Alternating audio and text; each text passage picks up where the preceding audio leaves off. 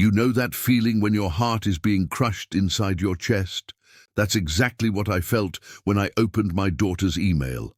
It wasn't a wedding invitation, it was the opposite of that. My name was being crossed off the guest list for the most important day of her life. Let me back up a bit. My name is Margaret, I'm 53 years old, and I thought I had done everything right as a mother. I raised my daughter Emma as a single mom after her father walked out on us when she was just 3 years old. I worked 2 jobs to put her through college, attended every school play, every soccer game, every parent-teacher conference. I was there for her first heartbreak, her college graduation, and the day she called me crying with joy because Jason had proposed. So you can imagine my shock when 6 months before her wedding, I received an email. Not even a phone call, an email. The subject line read, "About the wedding." My hands trembled as I clicked it open. "Mom," it began. Already the tone felt cold. "Jason and I have been discussing the wedding arrangements, and we've decided to keep it intimate, very small.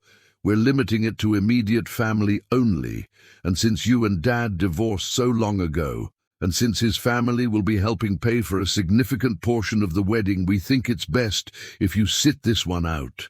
I hope you understand. This isn't personal. We just want to avoid any awkwardness. Love, Emma." I read it 3 times, then 4. Then I lost count. Sit this one out? Like I was being benched from a basketball game? This was my daughter's wedding. I had dreamed about this day since she was born. I had a Pinterest board with mother-daughter dance songs, for crying out loud. The excuse about her father was absurd. Yes, Richard and I divorced 25 years ago. Yes, he remarried and had a comfortable life while I struggled. But awkward? We were civil. We'd attended Emma's college graduation together without incident. This wasn't about awkwardness.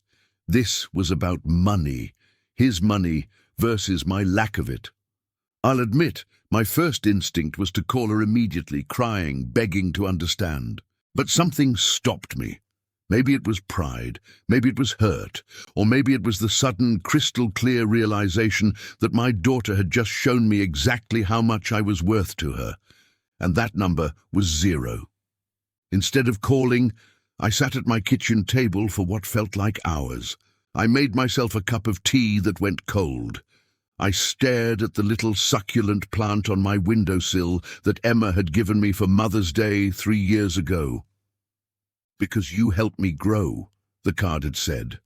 The irony was suffocating. Then something shifted inside me. The hurt began to crystallize into something else, something sharper. I wasn't going to beg. I wasn't going to cry to her. If Emma wanted to uninvite her own mother from her wedding because her wealthy father was footing the bill, then fine. But she was going to learn a lesson about consequences. I opened my laptop and began typing a response. My fingers flew across the keyboard with a clarity I hadn't felt in months. "Dear Emma," I wrote, "I received your email about the wedding. I understand completely. You're absolutely right that we should avoid any awkwardness. In that spirit, I want you to know that I respect your decision entirely, and I won't cause any problems. However, I do need to make you aware of a few things that will change as a result of this decision. First, the college fund. You may not remember this, but when you were born, I opened a savings account specifically for your future.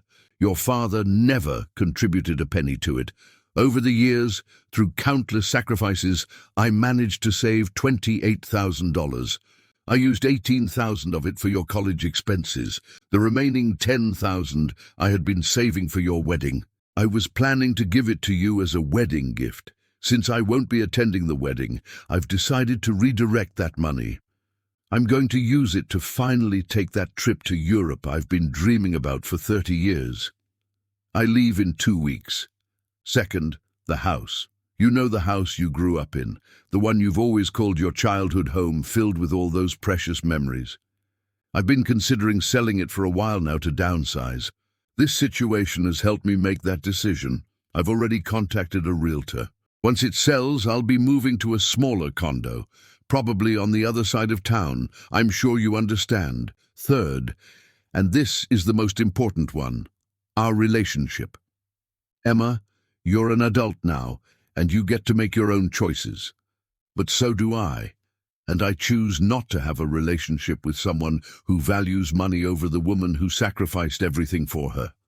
When you decide that I'm worth more than a line item in a budget, when you realize that some things can't be bought with your father's checkbook, my door will be open. Until then, I wish you all the happiness in the world. I hope your wedding is everything you dreamed it would be, truly, but you'll have to dream it without me, in more ways than one. With love, but also with self-respect, Mom. I read it over twice, my heart pounding. Then, before I could second-guess myself, I hit send. The response came faster than I expected. 3 hours later, my phone rang. It was Emma. I stared at her name flashing on the screen, took a deep breath, and let it go to voicemail. A minute later, a text appeared. "Mom, we need to talk. Please call me back." I didn't call back that night, or the next day. I needed her to sit with what she'd done, the same way I'd been sitting with the hurt she'd caused me. Instead, I threw myself into planning my Europe trip. I booked flights to Paris, then Rome, then Barcelona. I bought new luggage. I went to the bookstore and picked up travel guides. For the first time in decades, I was doing something purely for myself, and it felt both exhilarating and terrifying. 2 days after I sent that email, Emma showed up at my door. I was packing when I heard the doorbell. Through the peephole I could see her standing there, and honestly, she looked terrible. Her eyes were red and puffy. Her hair was in a messy ponytail, and she was wearing the old college sweatshirt she always wore when she was upset. For a moment, I almost didn't open the door. But I did. "Mom," she said immediately, her voice cracking. "Can I come in?" I stepped aside and let her enter. She walked into the living room and stopped, staring at the packed boxes and suitcases scattered around. "You're really doing this," she whispered.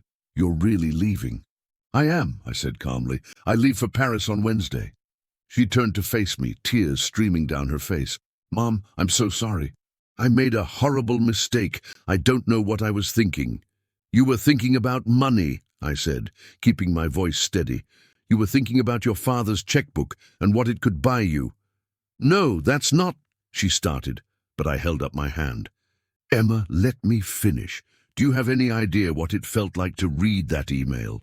To be told that I wasn't important enough to attend my own daughter's wedding? That I should sit this one out like I'm some kind of problem to be managed?" I know," she sobbed. "Jason's mother, she kept saying that the guest list was too big, that we needed to cut people, and Dad offered to pay for more if we kept it to his side of the family and Jason's family, and I don't know, Mom. I got caught up in the planning and the stress and the money, and I made the worst decision of my life." "Jason's mother," I repeated. "So this was her idea?" Emma wiped her eyes. She kept making comments about how awkward it would be to have divorced parents there, how it might create tension. And Dad agreed with her. They made it sound so reasonable, like they were trying to help. And the money they were offering, Mom, it was enough to have the wedding at that beautiful venue I showed you, the one with the gardens and the string lights. I thought I was making a practical decision. "A practical decision," I said softly. "You thought it was practical to break your mother's heart for a fancy venue." She collapsed onto the couch, her whole body shaking with sobs. "I'm so sorry. I don't care about the venue. I don't care about any of it. I just want you there. Please, Mom, please say you'll come to the wedding." I sat down in the armchair across from her, maintaining some distance. "Emma, do you understand why I can't just say yes right now?" She looked up at me, confused and desperate. "What do you mean?" "You didn't just uninvite me from your wedding. You showed me that when it comes down to it, money matters more than I do. Your father's money, his new wife's opinions, a fancy venue. All of that mattered more than the woman who raised you alone, who worked herself to exhaustion to give you opportunities." "That's not true," she protested weakly. Then why did you send an email instead of talking to me face to face? Why did you make this decision without even consulting me? Why was it so easy for you to cut me out? She had no answer for that. The silence stretched between us, heavy and painful. I want to be at your wedding, Emma, I finally said. More than almost anything. But I need to know that you understand what you did. I need to know that this isn't just about you panicking because I called your bluff. I need to know that you actually value me. I do value you, she said desperately. Mom, you're everything to me. You always have been. Then why was I so easy to discard? She flinched at the word discard. I wasn't discarding you. I was being stupid. I was letting other people influence me. I was so focused on having this perfect wedding that I forgot what actually matters. And what actually matters? I asked. You, she said immediately. Having you there. I don't care if Dad doesn't pay for anything. I don't care if we have to get married in a courthouse. I just want you there, Mom. Please. I felt my resolve starting to crack, but I held firm. Emma, I need you to understand something. I sent you that email not to manipulate you into changing your mind. I sent it because I meant every word. I was ready to let you have your wedding without me and move on with my life. I was ready to create distance because you showed me that's what you wanted. No, she shook her head violently. That's not what I wanted. I made a mistake, a huge mistake, but it's not what I wanted. Then what do you want now? I asked. Really? Not what your father wants, not what Jason's mother wants. What do you want? She took a shaky breath. I want you at my wedding. I want you in the front row. I want to dance with you. I want you to be part of every single moment. And I want to earn back your trust. I know I broke something between us, and I know it's going to take time to fix it. I studied my daughter's face. She looked genuinely devastated. But I'd been hurt too deeply to just brush this aside. Here's what's going to happen, I said slowly. I'm still going to Europe. I'm still taking my trip. I need this time away to think and to remember who I am outside of being your mother. When I get back, we'll talk, really talk, and we'll see where we stand. But the wedding is in 6 months, she said, panic rising in her voice. Then you have 6 months to show me that you mean what you're saying right now, that this isn't just panic talking. How do I do that? She asked desperately. That's for you to figure out, I said. I'm not going to give you a checklist, Emma. This isn't about performing for me. It's about you genuinely understanding what you did and making amends in a meaningful way. She nodded slowly, wiping her tears. Okay, I understand. When do you get back from Europe? 3 weeks, I said. I'll be gone for 3 weeks. She stood up, looking lost. Can I hug you before I go? I hesitated, then opened my arms. She fell into them, and I held my daughter while she cried. Despite everything, despite the hurt, she was still my little girl. But that didn't mean I was going to make this easy for her. Sometimes the best thing a parent can do is let their child face the consequences of their actions. After she left, I finished packing. The house felt quieter than usual.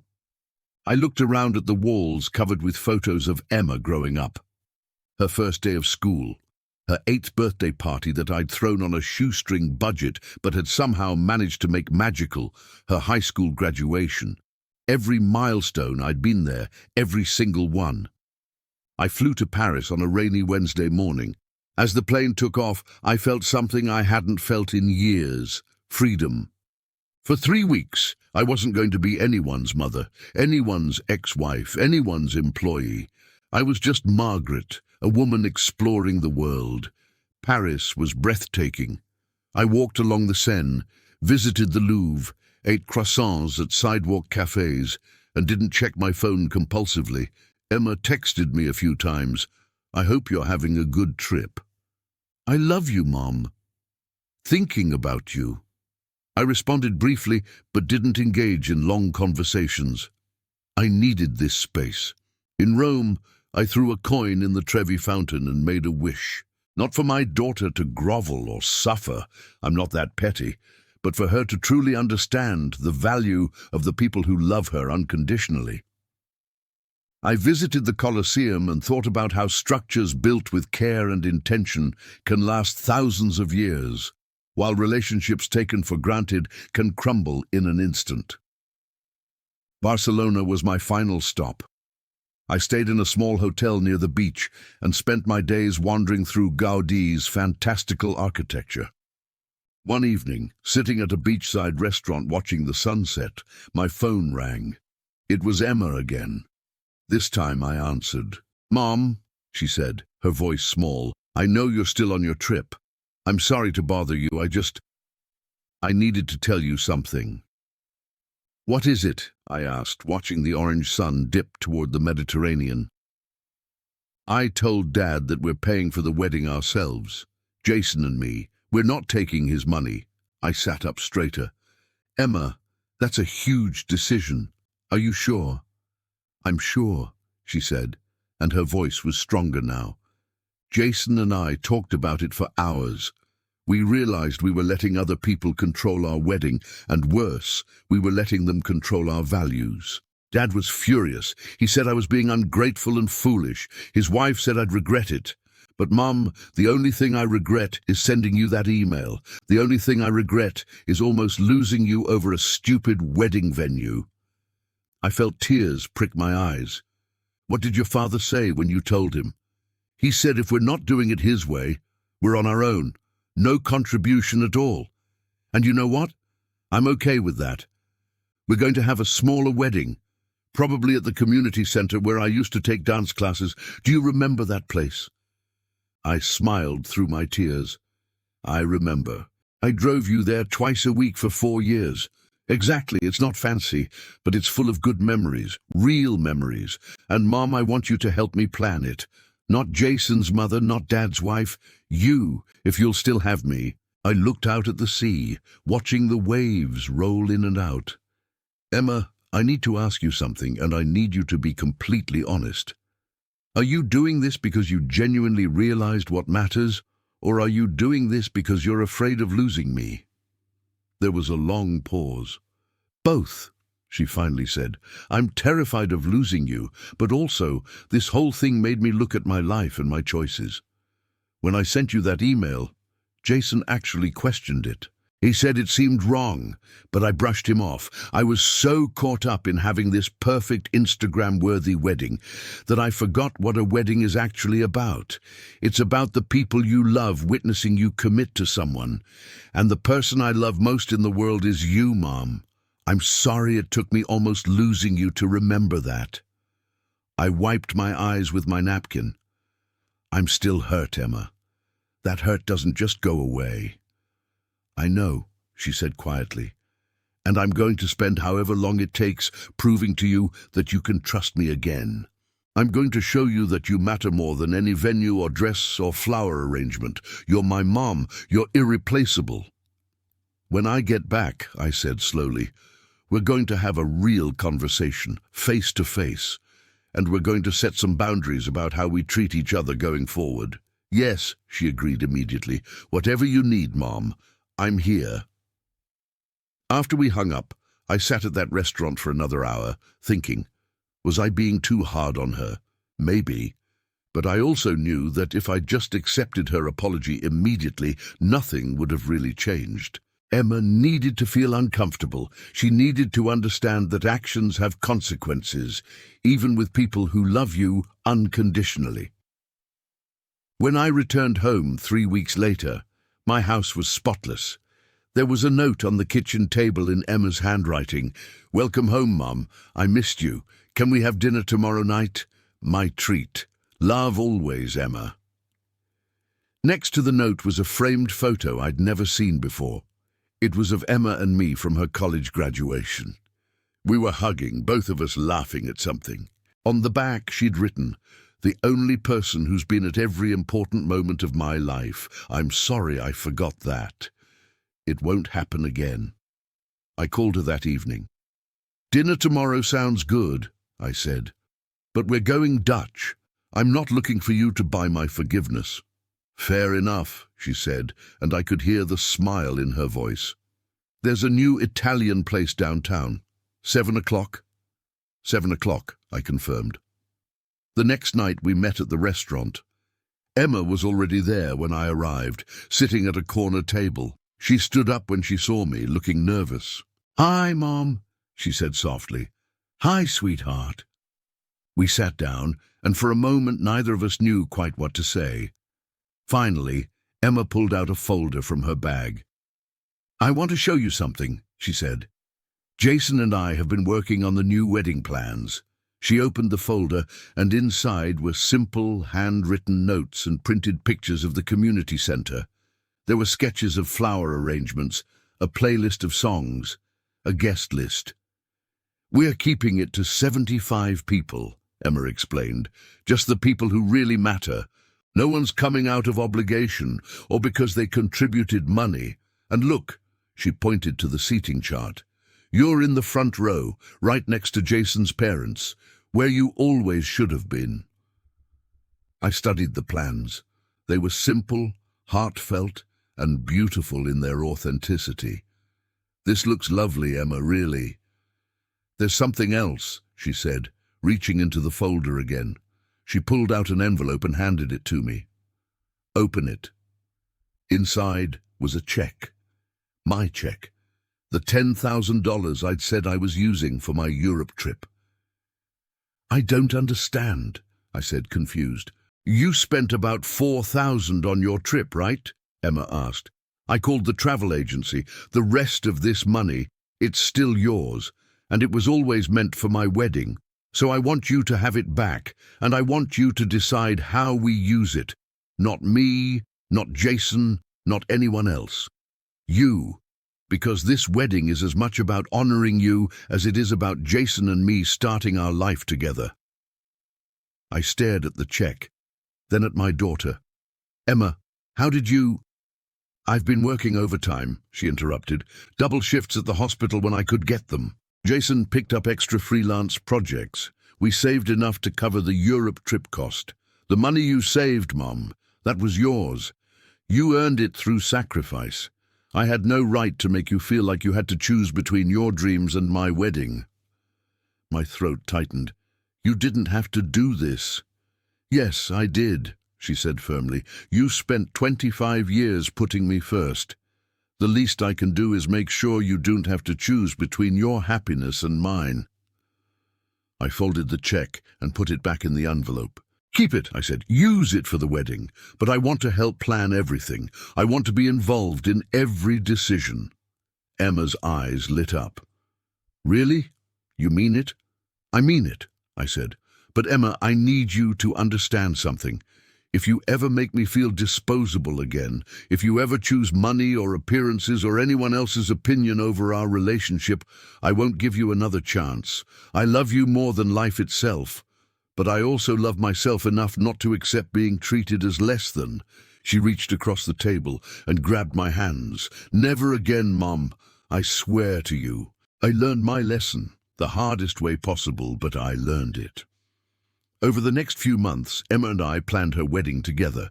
We spent Saturday afternoons looking at flowers, tasting cakes, and debating color schemes. It reminded me of when she was little, and we'd spend weekends together doing craft projects or baking cookies. This time felt different, though. We were doing it as equals, two adults who respected each other. Jason's mother tried to insert herself a few times, offering unsolicited opinions about how the community center was quaint, and suggesting they reconsider taking Richard's money. Emma shut her down politely but firmly each time. "My mother and I have this handled," she'd say. I'd never been more proud of her. Richard called me once, about 2 months before the wedding. "Margaret," he said stiffly, "I hear you've poisoned Emma against me."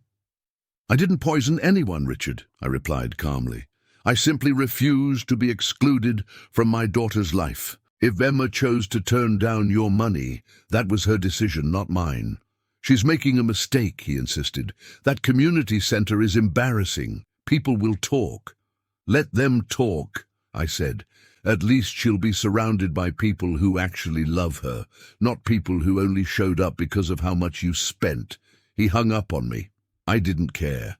The week before the wedding, Emma asked me to go dress shopping with her. We'd already found her wedding dress months ago, so I was confused. "It's not for my dress," she said with a mysterious smile. "It's for yours." "Mine?" I asked, surprised. "Mom, you're not just attending this wedding, you're walking me down the aisle." I stopped in the middle of the sidewalk. "What?" Emma turned to face me, her eyes shining.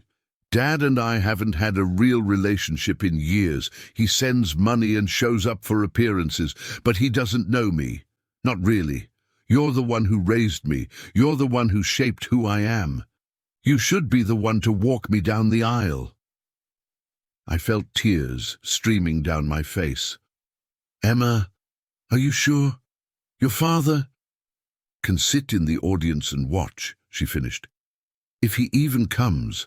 I uninvited him last week." "You what?" She shrugged. "I told him that since he couldn't respect my choices or the people I love, he wasn't welcome at my wedding. I told him exactly what you told me, that some things shan't be bought with a checkbook, and relationships are earned, not purchased." I pulled my daughter into a tight hug right there on the street. "I'm so proud of you," I whispered. "I learned from the best," she whispered back. We found a beautiful dress for me, nothing too flashy, but elegant and comfortable. Emma insisted on paying for it. "Mom, please, let me do this." The day of the wedding arrived with perfect weather. Sunny, 70 degrees with a light breeze. The community center had been transformed with string lights, wildflowers, and simple white chairs.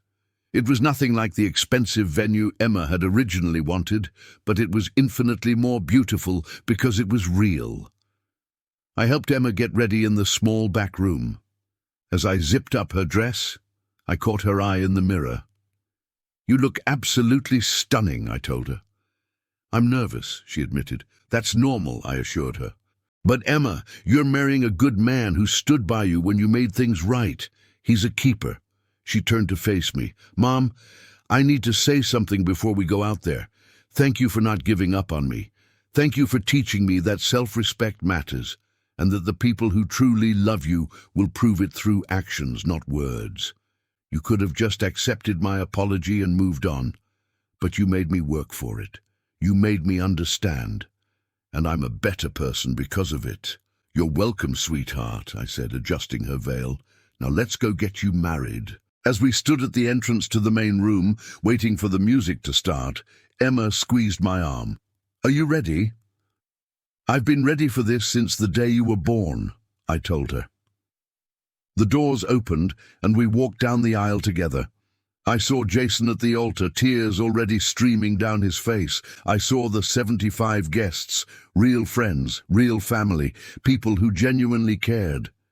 And in the third row I saw Richard sitting alone, his new wife noticeably absent. He looked uncomfortable and out of place. When we reached the altar, the officiant asked, "Who presents this woman to be married?" "I do," I said clearly. "Her mother." I kissed Emma's cheek, placed her hand in Jason's, and took my seat in the front row. As I watched my daughter exchange vows, promising to honor, cherish, and choose each other every single day, I felt a peace I hadn't felt in months. During the reception, Emma and I had our mother-daughter dance. She'd chosen In My Life by the Beatles. As we swayed to the music, she whispered, "I almost lost this. I almost lost you." "But you didn't," I whispered back. "You chose to make it right." "I'll never take you for granted again, Mom." "Good," I said with a smile, "because I'm not going anywhere." Later in the evening, as I was chatting with some guests, Richard approached me. He looked older somehow, diminished. The confidence and superiority he usually carried were absent. "Margaret," he said quietly, "can we talk for a moment?" I excused myself from the conversation and walked with him to a quieter corner of the room. "That was a beautiful ceremony," he began awkwardly. "Simple, but beautiful." "It was perfect," I corrected him. It was exactly what Emma wanted. He nodded, looking down at his shoes. She uninvited me, you know. I'm only here because I called her 3 days ago and apologized. Begged, really. She said I could come, but I couldn't walk her down the aisle. That honor was yours. It was, I said simply. I've been thinking a lot these past few months, he continued, about the choices I made, about prioritizing money over relationships. My wife, he paused. My wife didn't come tonight. She said this wedding wasn't worth her time, since it wasn't going to be suitable for photographs. Those were her exact words. I didn't respond. What was there to say? I've missed everything, haven't I? He said, and for the first time I heard genuine regret in his voice. I missed Emma growing up. I missed knowing her. I show up with money and expect that to be enough, but it's not. It never was. No, Richard, it wasn't, I agreed. Emma needed a father, not a checkbook. And you, he said, looking at me directly now, you gave her everything. I walked away from you both and you picked up every single piece. You became both parents, and instead of acknowledging that, I've spent years acting like my money made me important. Why are you telling me this? I asked. Because I owe you an apology, he said, a real one. For leaving you to raise our daughter alone, for not supporting you, for encouraging Emma to exclude you from the wedding because it was easier than dealing with my wife's insecurities. I was wrong, Margaret, about everything. I studied his face, looking for signs of manipulation or insincerity, but all I saw was a tired, regretful man who was finally understanding what he'd lost. I appreciate the apology, Richard, I said carefully, but you need to understand, this isn't about you and me anymore. Our marriage ended a long time ago, and I've made peace with that. What matters now is Emma. If you want a relationship with your daughter, you need to show up, really show up, not with money, not with grand gestures, but with consistent, genuine presence. I want to try, he said. I know I don't deserve another chance, but I want to try. Then tell her that, I said, gesturing toward Emma, who was laughing with Jason on the dance floor. Tell her, and then prove it. But Richard, if you hurt her again, if you disappoint her again, you won't get another opportunity. She's learned her worth, and she won't accept less than she deserves anymore. He nodded solemnly. I understand. As Richard walked away to find Emma, Jason's mother approached me. Throughout the evening she'd been cordial but distant. Now she looked almost sheepish. Mrs. Patterson, she began. She'd never called me by my first name. I owe you an apology as well. For what? I asked, though I knew. For encouraging Emma to exclude you. I was worried about appearances, about what people would think. I grew up in a family where image was everything, and I let that poison my judgment. When I saw how happy Emma was tonight, planning this wedding with you, being walked down the aisle by you, I realized I was wrong. Family isn't about appearances, it's about who shows up when it matters. Thank you for saying that, I replied, and for what it's worth, I understand wanting the best for your son's wedding. But the best isn't always the most expensive or the most impressive. Sometimes the best is just the most real.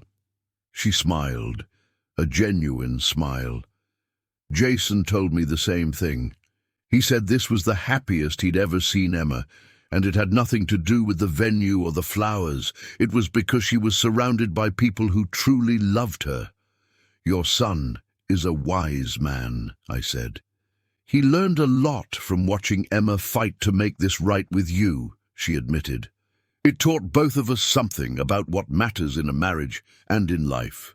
As the evening wore on, I found myself standing alone for a moment, watching the celebration.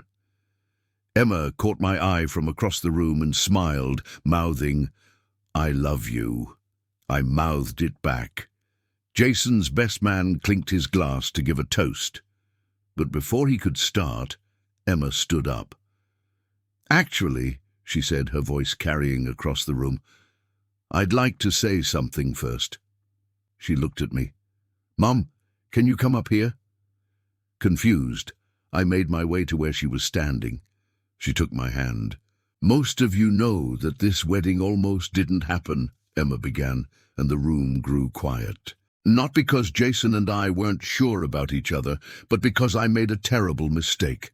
I let money and other people's opinions matter more than the person who mattered most. I uninvited my mother from this wedding." There were gasps from guests who didn't know the story. "My mom could have just accepted my apology and moved on," Emma continued, her voice strong. "But she didn't. She held me accountable. She made me understand that love requires action, not just words. She taught me that self-respect isn't selfish, it's necessary. And because of her courage in standing up for herself, I learned one of the most important lessons of my life." She turned to face me fully. "Mom, every good thing about me comes from you. My strength, my compassion, my ability to admit when I'm wrong, all of it comes from watching you. You raised me alone, you sacrificed everything for me, and you loved me enough to let me face the consequences of my actions. You're my hero, my best friend, and my inspiration. This wedding exists because of you, in every way that matters. Thank you for never giving up on me, even when I gave you every reason to." The room erupted in applause. I was crying, Emma was crying, and honestly, half the room was crying. She hugged me tight, and I held my daughter, thinking about how close we'd come to losing each other. "I'm so proud of you," I whispered in her ear. "I'm trying to be more like you," she whispered back. The rest of the evening was pure joy. Dancing, laughing, celebrating. At one point, I found myself talking with some of Emma's friends, who I'd known since they were little girls. "Mrs. Patterson," one of them said, "Emma told us what happened. Can I just say, you're kind of a badass?" I laughed. "I don't know about that. I just refuse to accept being treated poorly." "That's exactly what makes you a badass," another friend chimed in. "You taught Emma, and honestly all of us, that we should never let anyone make us feel less than we are, even people we love." As the night wound down and guests began to leave, Emma and Jason prepared to head to their hotel. Emma hugged me one more time. "Thank you for today, for everything," she said. "This was perfect." "It really was," I agreed. "And Mom, I'm going to keep showing you that I learned my lesson, not just today, not just this week, but for the rest of my life. You'll never doubt your importance to me again." "I know, sweetheart," I said. "I believe you." Jason hugged me too. "Thank you for raising such an incredible woman," he said. "And thank you for teaching her to stand up for herself. I promise I'll spend my life appreciating her the way you taught her she deserves. Take care of each other," I told them both. As I drove home that night, exhausted but happy, I reflected on everything that had happened. 6 months ago I'd been devastated, heartbroken, convinced I'd lost my daughter. But by refusing to accept unacceptable treatment, by holding Emma accountable, instead of just forgiving and forgetting, I'd actually strengthened our relationship. Would it have been easier to just accept her apology immediately and pretend nothing happened? Absolutely, but it wouldn't have been better. Emma needed to understand the gravity of what she'd done. She needed to work to rebuild trust. And through that process, she'd learned lessons that would serve her for the rest of her life. The next morning, Emma called me. "Mom, Jason and I are postponing our honeymoon for a few months." "Why?" I asked, concerned something was wrong. "Because we want to use that money for something else. We want to send you back to Europe. For a month this time, not just 3 weeks. You fell in love with it, and you deserve to explore more. It's our wedding gift to you." I started to protest, but she cut me off. "Mom, please, let us do this. You've spent 25 years giving to me. Let me give something back." I smiled, tears in my eyes once again. "Okay," I said softly. "Thank you, Emma." "Thank you, Mom," she replied. "For everything." but especially for teaching me that the people who truly love us will fight for us, and that we should fight for ourselves too. As I hung up the phone, I realized something important. This story wasn't really about a wedding or money or family drama. It was about something much deeper, the importance of knowing your worth and refusing to accept anything less. It was about teaching people how to treat you, even when those people are the ones you love most in the world. My daughter had made a mistake, a big one, but she'd learned from it. She'd grown from it. And our relationship was stronger now than it had ever been, not in spite of what happened, but because of it. Sometimes love means setting boundaries. Sometimes it means letting people feel the weight of their choices. And sometimes it means taking a stand, even when it breaks your heart to do so. Because at the end of the day, we teach people how to treat us. And I taught my daughter that I was worth fighting for. That lesson, more than any wedding, any venue, any celebration, was the real gift for both of us.